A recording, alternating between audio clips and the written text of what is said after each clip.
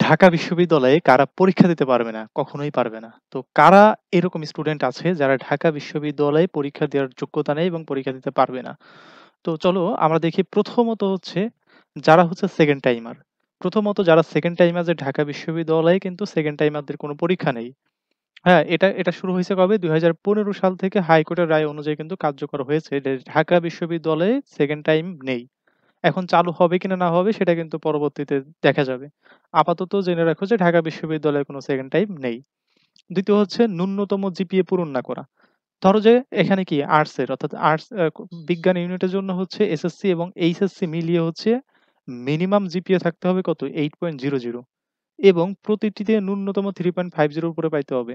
অর্থাৎ তোমার এসএসসিতে 3.50 থাকতে হবে, এইচএসসিতে 3.50 থাকতে হবে এবং ২ টা যোগ করার পর তোমার 8.00 হতে হবে কিংবা এর বেশি হতে হবে। বি ইউনিটের জন্য 7.50 প্রয়োজন এবং হচ্ছে প্রতিটা মানে এসএসসি এবং এইচএসসিতে আলাদাভাবে হচ্ছে 3.00 থাকতে হবে। তেমনি সি ইউনিটে হচ্ছে এই বিষয়টা থাকতে হবে এবং চারুকলা ইউনিটে হচ্ছে এই বিষয়টা থাকতে হবে। তো যাদের এইরকম নাই তাহলে তারা ঢাকা বিশ্ববিদ্যালয়ে পরীক্ষা দেওয়ার যোগ্যতা নেই, তারা পরীক্ষা দিতে পারবে না। এরপরে ৩ নাম্বার যেটা আছে সবথেকে গুরুত্বপূর্ণ এবং সবথেকে ইম্পোর্টেন্ট। তোমার যোগ্যতা থাকা সত্ত্বেও, তোমার সবকিছু থাকা সত্ত্বেও তুমি ঢাকা বিশ্ববিদ্যালয়ে পরীক্ষা দিতে পারবে না। কোনটা? যে কঠোর পরিশ্রম করতে ভয় পেলে। তুমি যদি কঠোর পরিশ্রম করতে ভয় পাও তাহলে তোমার জন্য ঢাকা বিশ্ববিদ্যালয় না। কারণ ঢাকা বিশ্ববিদ্যালয় বড় একটা যাত্রা, বড় একটা পথ। এই পথে তোমাকে হাঁটতে হবে, হোঁচট খেতে হবে, পড়তে হবে।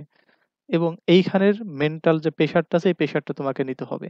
যদি তোমার কঠোর পরিশ্রম করার সক্ষমতা থাকে, যদি মন মানসিকতা থাকে, মনোবল থাকে, তাহলে তুমি ঢাকা বিশ্ববিদ্যালয়ের পরীক্ষায় অংশগ্রহণ করতে পারবে।